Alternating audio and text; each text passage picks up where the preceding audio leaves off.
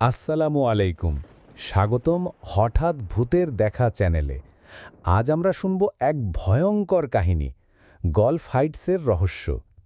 সাবধান, রাতে একা থাকলে এই গল্প আপনার আশেপাশের বাতাসকে হালকা নয়, বরং ভারী ও শিহরণ জাগাবে। মিলন বনানীর গল্ফ হাইটসে নতুন একটি ফ্ল্যাটে উঠেছেন। প্রথম রাতেই তিনি লক্ষ্য করলেন বারান্দার বাইরে যেন হঠাৎ কোনো শিশুর কান্নার শব্দ। কৌতূহল এবং ভয় একসাথে তাকে বারান্দায় টেনে নিয়ে আসে। কান্নার দিকেই তাকাতে গিয়ে তিনি দেখতে পান কোনো শিশু নেই, শুধুই রাতের নীরবতা এবং হঠাৎ বাতাসের স্পর্শ। মিলনের চোখে ভয়, কিন্তু কিছু একটা তাকে আকৃষ্ট করছে। পরের রাতেও কান্নার শব্দ। এবার মিলন সাহস জোগায় এবং নিজের ফোন হাতে নিয়ে ধারালো আলো ছড়ায়।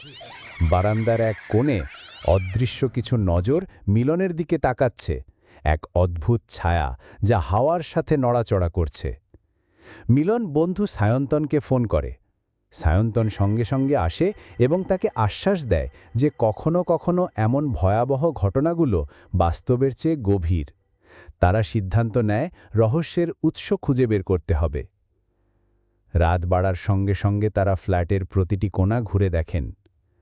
হঠাৎ মিলনের চোখে ভয়ঙ্কর দৃশ্য। কিচেনে একটি শিশুর ছবি অদৃশ্যভাবে ঝুলছে, ছবি যেন চোখ দিয়ে তাকাচ্ছে। মিলনের হৃদয় তীব্র আতঙ্কে ধড়ফড় করতে থাকে। নন্দিনী, প্রতিবেশী মেয়ে, অপ্রত্যাশিতভাবে তাদের সঙ্গে যুক্ত হয়।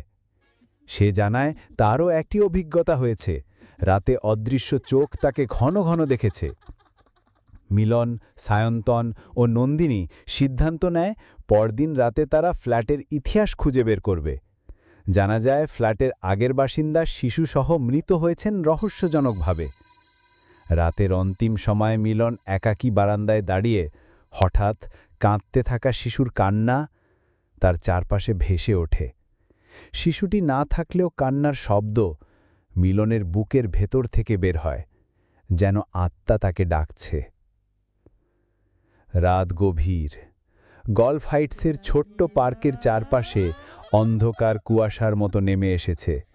মিলন, সায়ন্তন ও নন্দিনী ফ্ল্যাটের ইতিহাস খুঁজে বের করার জন্য বেরিয়ে পড়ে।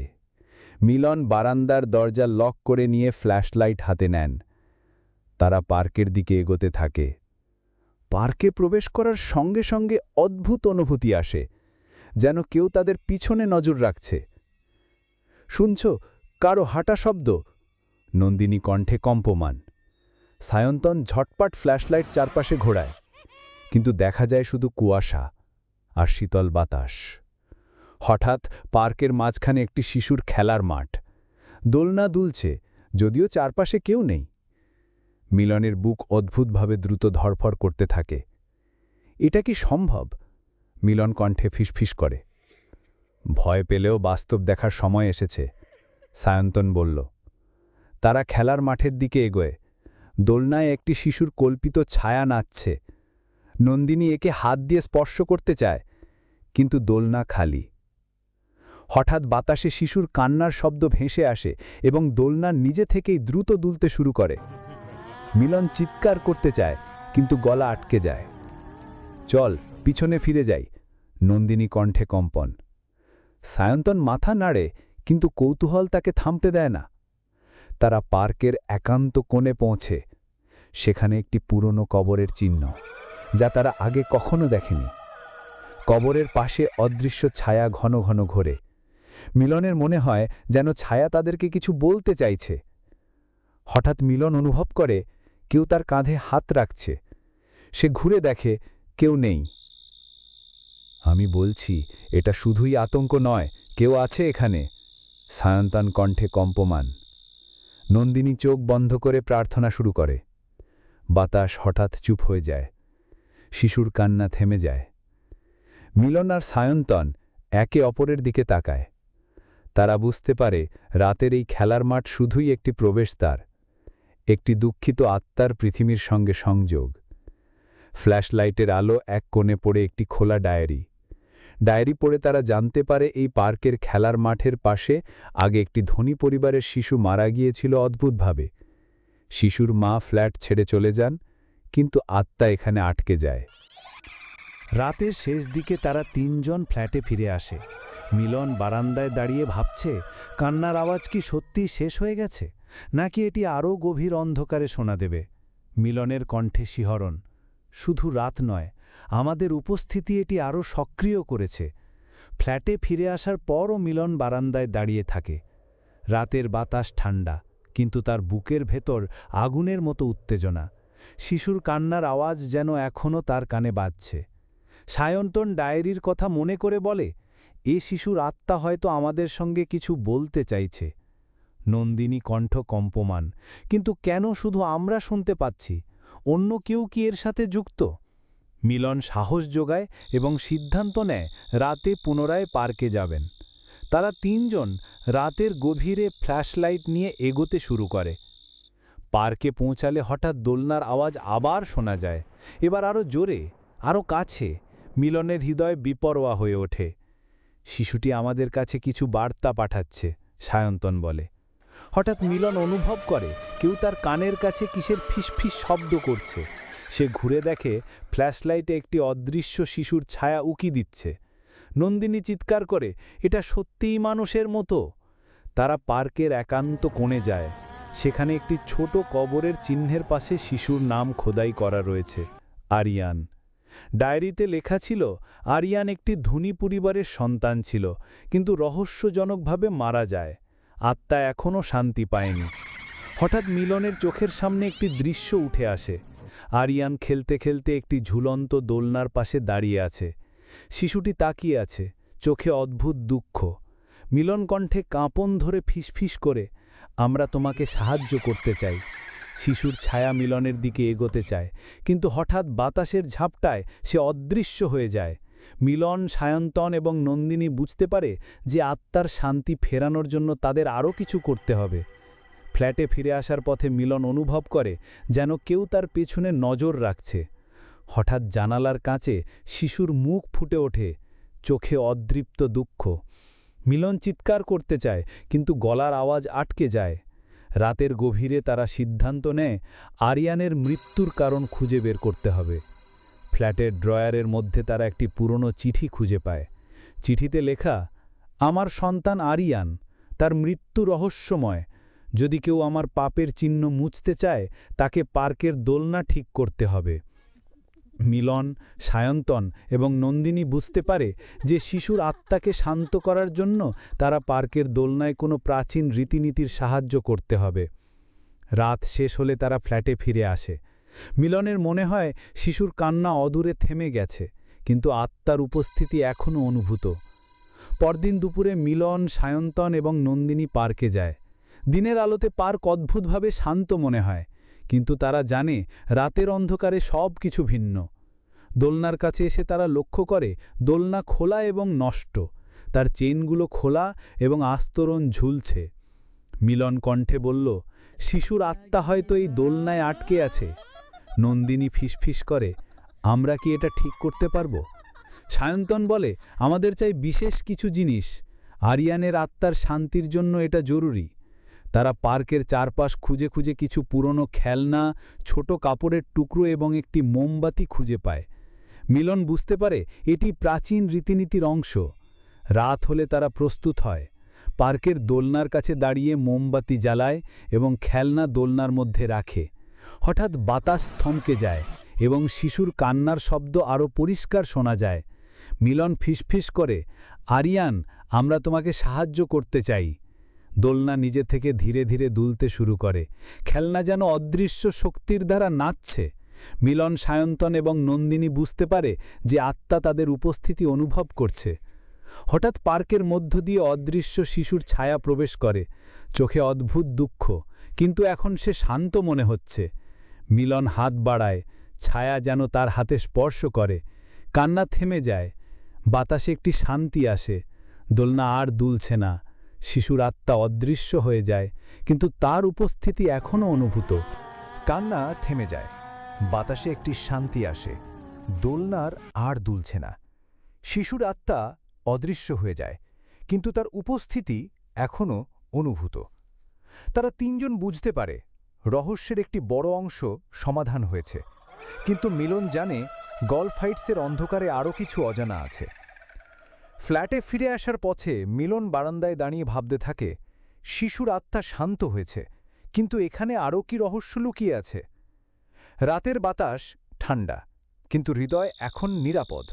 তারা জানে আরিয়ান তাদের ধন্যবাদ জানাচ্ছে। আরিয়ানের আত্মার শান্তি ফেরানোর পরও মিলন, সায়ন্তন এবং নন্দিনী ফ্ল্যাটে কিছু অদ্ভুত ঘটনা লক্ষ্য করতে থাকে। রাতের অন্ধকারে বারান্দার পাশে কখনো কখনো ভীতিকর ছায়া ভেসে আসে। কখনো শোনা যায় ফিস ফিস শব্দ, কিন্তু কারো মুখ বা চেহারা দেখা যায় না। এক রাতে মিলন একাই বারান্দায় দাঁড়িয়ে থাকে। হঠাৎ তাকে মনে হয় কেউ তার পেছনে দাঁড়িয়ে আছে। সে দ্রুত ঘুরে দেখে, ফ্ল্যাশলাইটের আলোতে দেখা যায় শুধু ঘরের ছায়া, কিন্তু ছায়ার মধ্যে অদ্ভুত কিছু নড়াচড়া করছে। এখন কি ঘটছে? মিলন নিজের কণ্ঠে ফিসফিস করে। হঠাৎ বারান্দার দরজা নিজে থেকেই খোলা হয়ে যায়। বাতাসের শীতল কম্পন ঝড়ায়। মিলন ধীরে ধীরে দরজা বন্ধ করতে গিয়ে লক্ষ্য করে দরজার কাছে অদৃশ্য মুখ ফুটে আছে। চোখে গভীর দুঃখ, তবে মুখে অদ্ভুত রাগের ছাপ। পরের দিন সকালে সায়ন্তন এবং নন্দিনী মিলনের ফ্ল্যাটে আসে। মিলন ঘটনার বর্ণনা দেয়। সায়ন্তন বলে, আমরা ভয় পাচ্ছি, কিন্তু সম্ভবত এটি আরিয়ানের মৃত্যুর আগে বা পরে যাদের সঙ্গে সম্পর্ক আছে তাদের ছায়া। নন্দিনী কণ্ঠ কম্পমান, আমরা কি এটাও শান্ত করতে পারব? তাদের সিদ্ধান্ত হয় ফ্ল্যাটের ইতিহাস আরও গভীরভাবে খুঁজে বের করা। তারা স্থানীয় নথি ও প্রতিবেশীদের সঙ্গে আলাপ করে জানতে পারে ফ্ল্যাটে আগেও একাধিক অদৃশ্য ছায়া দেখা গেছে। কিছু পরিবার রাতেই চলে গেছে। রাত গভীরে তারা তৃতীয় তলায় যায়। সেখানে একটি পুরনো আলমারি। আলমারির মধ্যে রাখা কিছু বই আর চিঠি তাদের চোখে পড়ে। চিঠিগুলোতে লেখা, ফ্ল্যাটে যারা থাকে তারা আমাদের চোখে দেখতে পায় না, কিন্তু আমরা সবসময় তাদের সঙ্গে থাকি। যারা আমাদের শান্তি নষ্ট করে তারা আমাদের অভিশাপ ভোগ করবে। হঠাৎ মিলনের ফ্ল্যাশলাইটের আলোর দিকে একটি অদ্ভুত ছায়া ঘোরে। ছায়া ধীরে ধীরে মানুষের আকার নেয়। এটি একটি মহিলা, চোখে গভীর দুঃখ। মিলন কণ্ঠে চিৎকার করে ওঠে, কে তুমি? ছায়া কোনো উত্তর দেয় না, শুধু ফিসফিস করে একটি শব্দ, শান্তি। তারা বুঝতে পারে আরিয়ানের আত্মার মতো আরও আত্মা আছে যারা শান্তি চাইছে। তারা সিদ্ধান্ত নেয় ফ্ল্যাটের প্রতিটি কোণা ঘুরে সব অদৃশ্যে শক্তিকে শান্ত করার চেষ্টা করবে। রাত শেষে তারা তিনজন বারান্দায় দাঁড়িয়ে ফ্ল্যাটের আকাশের দিকে তাকায়।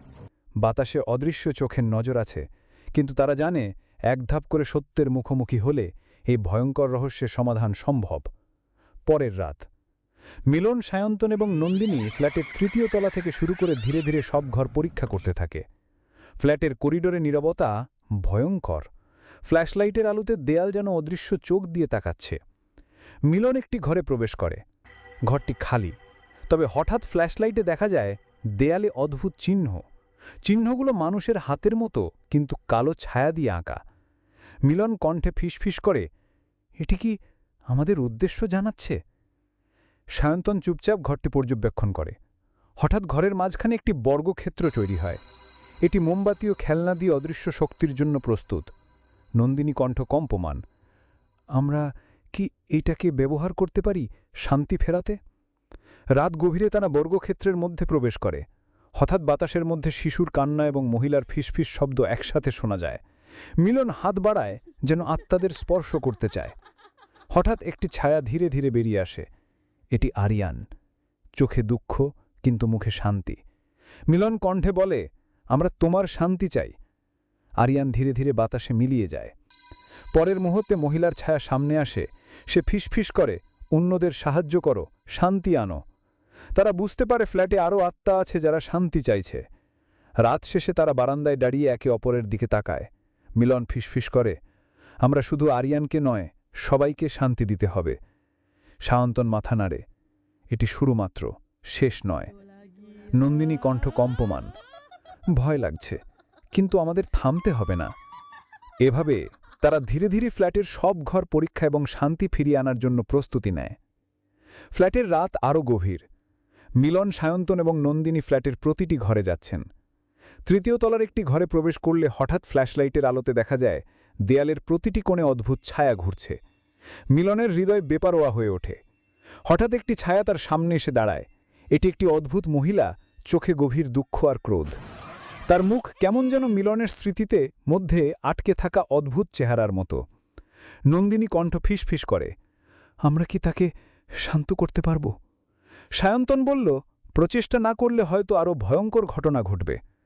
হঠাৎ ঘরের মধ্যে বাতাস ঘূর্ণায়মান হয়ে ওঠে, খেলনা উড়ে বেড়াচ্ছে। ফ্ল্যাশলাইটের আলোতে দেখা যায় আরিয়ানের চিশুর ছায়া আবার ধীরে ধীরে উপস্থিত হয়েছে। তার কান্না হালকা হয়ে আসে, যেন তিনি বুঝতে চাচ্ছেন তাদের উদ্দেশ্য। মিলন ছায়ার দিকে হাত বাড়ায়, আমরা শান্তি দিতে চাই, ভয় পেও না।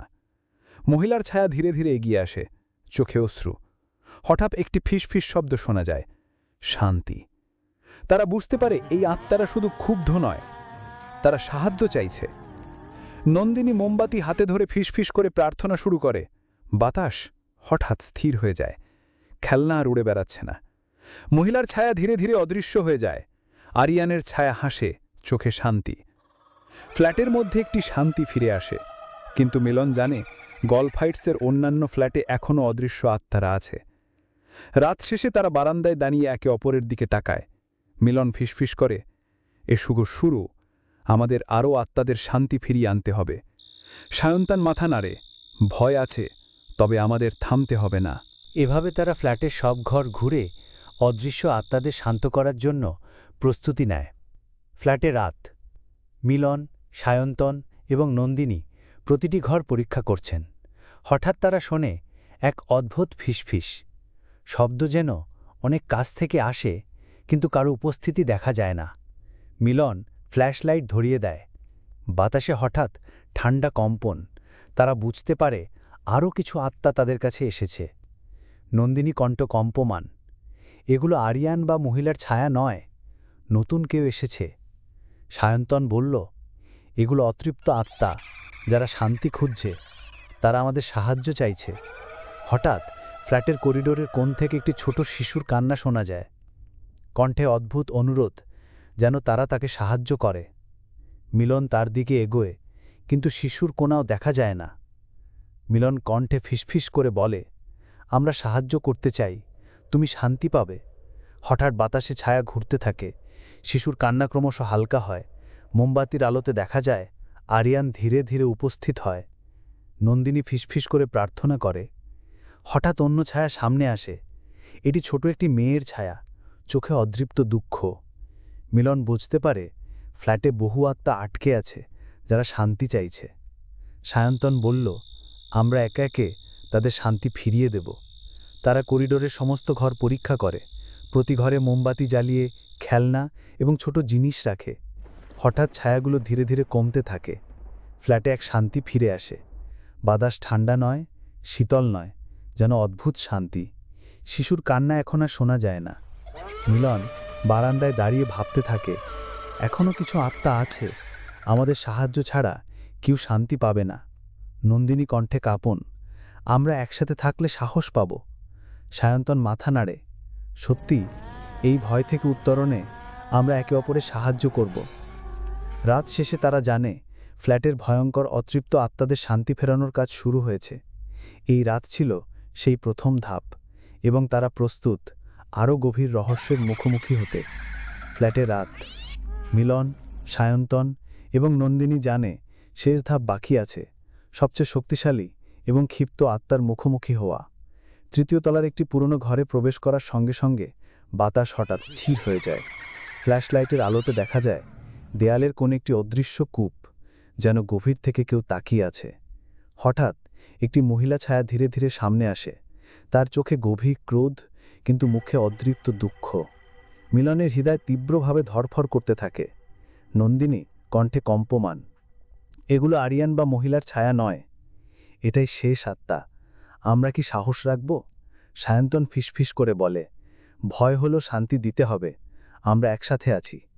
মিলন ধীরে ধীরে ছায়ার দিকে এগোয়, তার হাতে মোমবাতি, ফ্ল্যাশলাইট আলো। আমরা শান্তি দিতে চাই, ভয় পেও না, মিলন ফিসফিস করে বলে। হঠাৎ ছায়া চিৎকার দেয়, বাতাসে ঘূর্ণায়মান শক্তি, খেলনা ও ফার্নিচার অদ্ভুতভাবে নড়াচড়া করে। মিলন, সায়ন্তন এবং নন্দিনী একে অপরের হাত ধরে ঘরটি ঘিরে রাখে। ছায়ার চোখে অশ্রু, এবং হঠাৎ একটি ফিসফিস শব্দ, শান্তি, শান্তি। মিলন বুঝতে পারে আত্মা সাহায্য চাইছে। তারা করিডরের অন্যান্য ঘর থেকে মোমবাতি এবং খেলনা নিয়ে আসে। ধীরে ধীরে ছায়ার ক্রোধ কমতে থাকে, তার কান্না হালকা হয়। হঠাৎ বাতাস স্থির, ফ্ল্যাশলাইটের আলোতে দেখা যায় শেষ আত্মা ধীরে ধীরে অদৃশ্য হয়ে যায়। মিলন, সায়ন্তন এবং নন্দিনী একে অপরের দিকে তাকায়। তারা জানে ফ্ল্যাটের সমস্ত অতৃপ্ত আত্মা শান্তি পেয়েছে। নন্দিনী ফিসফিস করে বলে, সব শেষ। সায়ন্তন মাথা নাড়ে, হ্যাঁ, এবার শান্তি ফিরে এসছে। মিলন বারান্দায় দাঁড়িয়ে গভীর নিঃশ্বাস নেয়। বাতাস শান্ত, কোলাহল নেই। তারা বুঝতে পারে তাদের সাহস এবং একতা ফ্ল্যাটকে ভয়ঙ্কর অতৃপ্ত আত্মাদের তাণ্ডব থেকে রক্ষা করেছে। রাত শেষে তারা জানে গলফ হাইটসের এই ফ্ল্যাটে শান্তি ফেরানো হয়েছে। শিশুর কান্না, মহিলার ফিসফিস এবং অন্যান্য ছায়া সব মিলিয়ে অদৃশ্য হয়ে গেছে। মিলন, সায়ন্তন এবং নন্দিনী একসাথে বারান্দায় দাঁড়িয়ে অন্ধকারে স্থির আকাশের দিকে তাকায়। তারা বুঝতে পারে ভয় পেয়েও সাহসের সঙ্গে মুখোমুখি হওয়া সম্ভব। ফ্ল্যাটে রাত। মিলন, সায়ন্তন এবং নন্দিনী জানে শেষ আত্মা শান্তি পাওয়ার পরও ফ্ল্যাটে একটি অদৃশ্য শক্তি আছে, তবে এবার তা শান্ত, হুমকি নয়। তারা বারান্দায় দাঁড়িয়ে আকাশের দিকে তাকায়। চাঁদের হালকা আলো ফ্ল্যাটের ভেতর এসে প্রতিটি কোণকে আলোকিত করছে। বাতাসে শীতলতা, কিন্তু ভয় নেই। মিলন কণ্ঠে ফিসফিস করে বলে, আমরা সব আত্মা শান্তি ফিরিয়ে এনেছি। আরিয়ান, মহিলা এবং অন্যান্যরা শান্ত, তারা আমাদের ধন্যবাদ জানাচ্ছে। নন্দিনী কণ্ঠে কম্পমান, এবার ফ্ল্যাট শান্ত, আমরা আর ভয় পাব না। সায়ন্তন মাথা নাড়ে, সাহসী হওয়ায় আমরা এই ভয়ঙ্কর রাতটি পার করেছি। মিলন কণ্ঠে ফিসফিস করে, আমরা সব আত্মার শান্তি ফিরিয়ে এনেছি। আরিয়ান, মহিলা এবং অন্যরা শান্ত, তারা আমাদের ধন্যবাদ জানাচ্ছে। নন্দিনী কণ্ঠে কম্পমান, এবার ফ্ল্যাট শান্ত, আমরা আর ভয় পাব না। সায়ন্তন মাথা নাড়ে, সাহসী হওয়ায় আমরা এই ভয়ঙ্কর রাতটি পার করেছি। ফ্ল্যাটের প্রতিটি ঘর তারা পুনরায় পর্যবেক্ষণ করে। খেলনা, মোমবাতি এবং ছায়ার চিহ্ন সব স্থির। আর কোনো কান্না, ফিসফিস বা ভয়ঙ্কর দোলনা নেই। মিলন জানে ভয় সবসময়ই থাকবে, কিন্তু সাহস ও একতা থাকলে তা অতিক্রম করা সম্ভব। তারা তিনজন একসাথে ফ্ল্যাটে দাঁড়ায়, রাতের শান্তি উপভোগ করে। হঠাৎ মিলনের কণ্ঠে হালকা হাসি, এখন আমরা শুধু গল্প বলবো, আর কোনো আত্মা আমাদের কাঁদাবে না। নন্দিনী হেসে বলে, ভয় থাকলেও সাহসী হওয়াই সবচেয়ে বড় শক্তি। সায়ন্তন বলে, এটি শুধুই শুরুর গল্প, কিন্তু এই রাত আমাদের জন্য অমূল্য অভিজ্ঞতা। ফ্ল্যাটের বাতি নিভিয়ে তারা বারান্দায় দাঁড়িয়ে আকাশের দিকে তাকায়। চাঁদ হাসছে, বাতাস শান্ত এবং অদৃশ্য আত্মাদের কান্না সম্পূর্ণ থেমে গেছে। এইভাবে গলফ হাইটসে ফ্ল্যাট আবার শান্ত হল। রাতের ভয়, অতৃপ্ত আত্মারা, কান্না, ফিসফিস সবই অদৃশ্য হয়ে গেল। মিলন, সায়ন্তন এবং নন্দিনী বুঝে গেল সাহস এবং একতার মাধ্যমে ভয়কে জয় করা সম্ভব। বন্ধুরা, গল্পটা তোমাদের কাছে কেমন লেগেছে অবশ্যই কমেন্ট করে জানাবে, বন্ধুদের সাথে শেয়ার করবে, আর হঠাৎ ভূতের দেখা চ্যানেলটি সাবস্ক্রাইব করবে। আবার দেখা হবে পরবর্তী কোনো ভয়ঙ্কর গল্প নিয়ে। আল্লাহ হাফেজ।